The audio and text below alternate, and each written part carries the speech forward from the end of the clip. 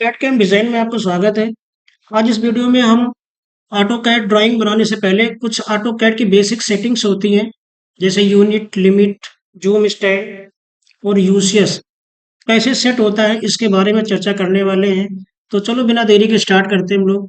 सबसे पहला जो सेटिंग होती है वो होती है यूनिट की। तो यूनिट क्या होता है?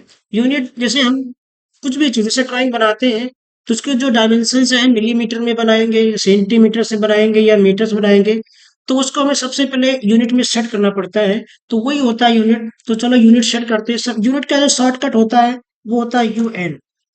यहाँ पे हम क्लिक करेंगे, शॉर्टकट यूएन लिख दिया। यूएन के साथ में इंटर प्रेस करेंगे तो एक बॉक्स आएगा। बॉक्स आएगा फिर यहाँ देखिए टाइप है, टाइप के पास एक एरो का निशान लगा, इस पे क्लिक करेंगे। तो अगर आपको पढ़ना है मिलीमीटर्स में या सेंटीमीटर्स में अथवा मीटर्स में, तो यहाँ पर डेसिमल रहेगा। अगर आपको पढ़ना है इंच में या फीट में, तो यहाँ पर आपको इंजीनियरिंग रखना पड़ेगा।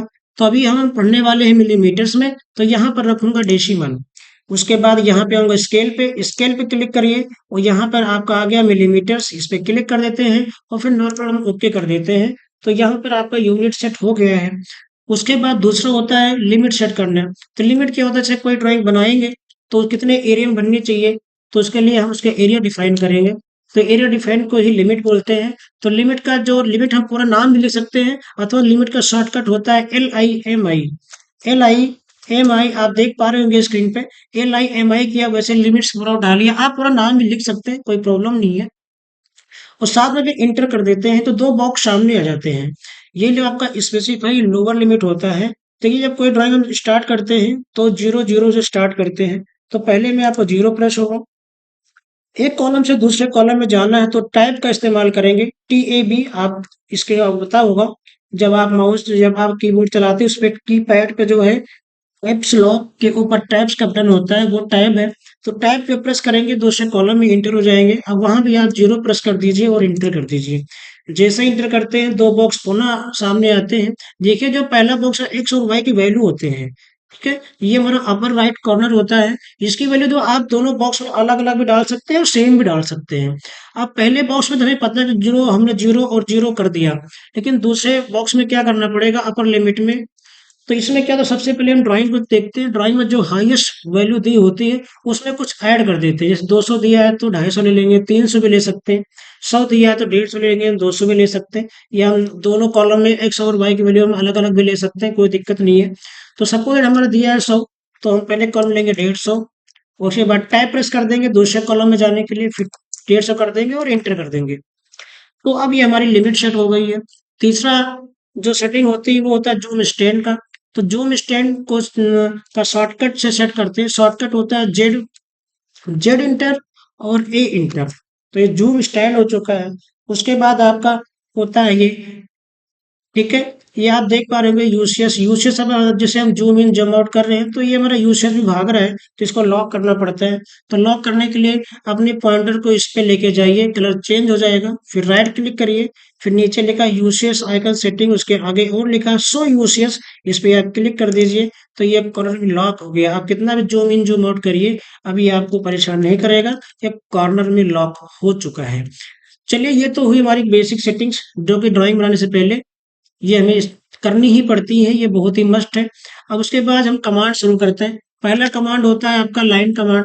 जैसे मैंने लाइन क्लिक किया, उसके बाद जहां से बनाना है वहां पे क्लिक करते हैं। उसके बाद अगर ऑर्थो मोड ऑन है, अगर आपको सीधी लाइन चाहिए तो ऑर्थो मोड आप ऑन कर लीजिए। अगर आपको सीधी लाइन नहीं चाहिए तो ऑर्थो मोड को ऑफ कर सकते हैं, कोई दिक्कत नहीं है इसमें। अब जैसे मान लिया हम 80 की लाइन चाहिए, 50 की जो है डायमेंशन चाहिए, 50 में 80 mm की या 85 में जो भी आपको चाहिए। हमने 80 mm डाला यहाँ पे, उसके बाद इंटर कर देते हैं, स्केप कर देते हैं। ठीक है, देखिए हमें एक जो है हमने 80 की लाइन ली है। हमें इसको मेजरमेंट करना है, हमें इसकी डायमेंशन दिखानी है। तो कैसे दिखाएंगे? तो उसके लिए चलते हैं यहाँ एनोटेशन पे। एनोटेशन में देखिए अब यहाँ पर मेरा माउस आप देख पा रहे हो, यहाँ एरो पे क्लिक करिए। यहाँ सारे डायमेंशंस वैल्यू होते हैं जिससे हम मेजरमेंट करते हैं। लीनियर, अगर स्ट्रेट लाइन है तो लीनियर से, अगर इंक्लाइन लाइन है, अगर तिरछी लाइन है तो लाइन से, अगर दो लाइनों के बीच में अगर एंगल निकालना है तो एंगुलर से। आर्क क्या होता है? आर्क की लेंथ निकालनी है तो आर्क से। सर्किल का रेडियस या डायमीटर जो भी होगा हम इससे निकालेंगे। तो अभी हम एक स्ट्रेट लाइन दिया है जो कि 80 mm की हमने खींच रखी है, उसके बाद डायमेंशन देखना है। तो लीनियर लेते हैं स्ट्रेट लाइन के लिए, लीनियर क्लिक किया। फिर जहां से स्टार्ट लेते हैं वहां क्लिक करते हैं, फिर जहां तक लेते हैं लास्ट पॉइंट पे क्लिक करते हैं, फिर ट्रैक कर लेते हैं। देखिए 80 में आ गया है। आप देख पा रहे होंगे कि यहाँ पर हमारा जो 80 जो फॉन्ट लिखा हुआ है बहुत ज़्यादा हाइलाइटेड है और बहुत कुछ बड़ा नज़र आ रहा है, जो कि शायद देखने में अच्छा नहीं लग रहा। तो हमें इसकी जो हाइट कम करनी है, हमें छोटा करना है डायमेंशन की साइज़ को। तो कहने का मतलब ये हुआ, अगर आपको डायमेंशन की साइज़ को छोटा करना है या बड़ा करना है, तो उसके लिए हम क्या करते हैं, तो सबसे पहले हम डी करते हैं, डी प्रेस करते हैं, जैसे डी फॉर डायमेंशन स्टाइल, उसके बाद इंटर कर देते हैं। उसके बाद क्या होगा, यहाँ मोडी एक बॉक्स आएगा, बॉक्स में देखिए मॉडिफाई है, मॉडिफाई पे क्लिक कर दो। मॉडिफाई पे क्लिक करने के बाद आप यहाँ फिट में आ जाओ। फिट में देखिए यहाँ यूज ओवरऑल स्केल लिखा है, यहाँ 5 लिखा है, तो यहाँ पर आप कर लीजिए कम। ज्यादा बड़ा आ रहा है ना, तो हमें छूट कम करना है। अगर छोटा डायमेंशन होता मुझे बड़ा करना होता, तो मैं यहाँ छोटा कर लेता हूँ। मैं यहाँ पर 2 कर देता हूँ, इंटर कर देता हूँ, ओके कर देता हूँ, फिर क्लोज कर देता हूँ। देखिए अभी ठीक है। ठीक है, तो हमारे हिसाब से ये ठीक है। तो कोई दिक्कत, अगर और छोटा बड़ा करना है तो सेम स्टेप पे वहां जाके या तो कम कर सकते हैं या तो बड़ा कर सकते हैं, तो आप कर सकते हैं, उसमें कोई दिक्कत नहीं है। तो ये हुआ लाइन। अगर लाइन से और जैसे तिरछी लाइन खींचना है तो पहले ऑर्थो मोड बंद कर दीजिए, फिर क्लिक कर दीजिए। सपोज दैट हमें ऐसी लाइन ये भी खींचनी है, 50 खींचनी है, जो भी खींचनी है, हमने शायद 50 की वैल्यू दी हुई है। अब यहाँ पे नापेंगे, तो ए लाइन ले लेंगे, फिर उसके बाद पहला पॉइंट, फिर दूसरा पॉइंट क्लिक कर देंगे, जिससे 50 की लाइन आ गई है।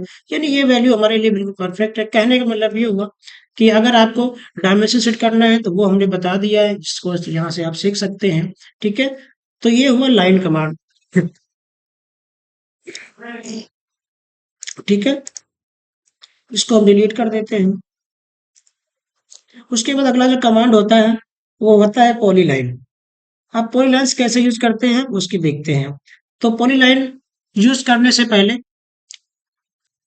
चलिए हम पॉलीलाइन देखते हैं कि पॉलीलाइन कमांड कैसे काम करता है, क्या होता है। तो पॉलीलाइन कमांड भी लाइन कमांड ही होता है। जैसे हमने पॉलीलाइन कमांड ले लिया, जहां से बनाना वहां क्लिक किया।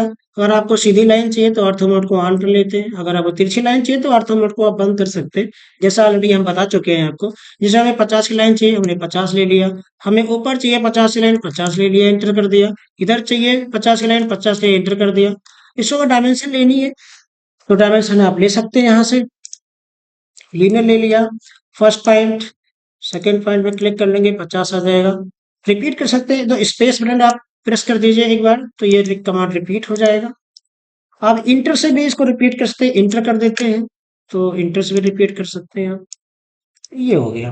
तो ये भी पॉलीलाइन भी एक लाइन कमांड है, जिसकी सहायता से आप लाइन को बना सकते हैं, खींच सकते हैं, ड्राइंग को ड्रॉ कर सकते हैं। लेकिन लाइन पॉलीलाइन में डिफरेंस होते हैं। अब क्या सेम वे सेम ड्राइंग, अभी इस वाली ड्राइंग को हमने बनाया है पॉलीलाइन से। एक ड्राइंग में लाइन से बना लेता हूँ, लाइन कमांड लिया, सेम ये मैं 50 ले लिया। फिर ऊपर जाऊंगा 50 mm, राइट जाऊंगा 50 mm।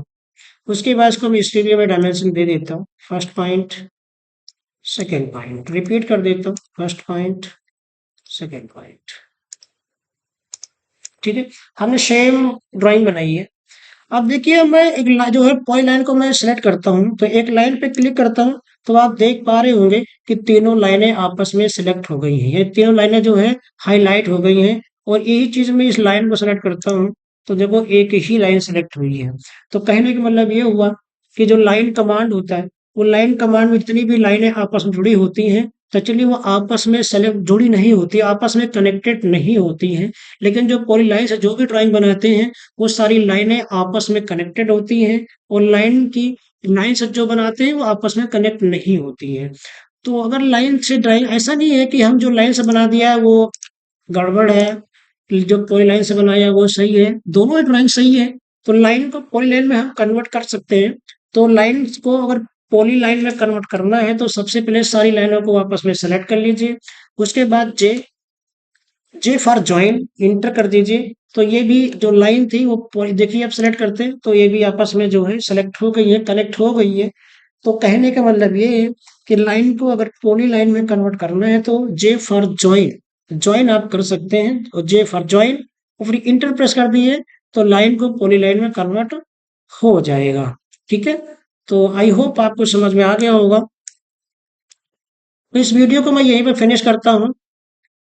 अगर आपको कोई प्रॉब्लम्स आ रही हो, कोई दिक्कत हो समझने में या पढ़ने में या कहीं भी अगर आपको प्रॉब्लम आ रही हो, तो आप कमेंट करके मुझे बता सकते हैं।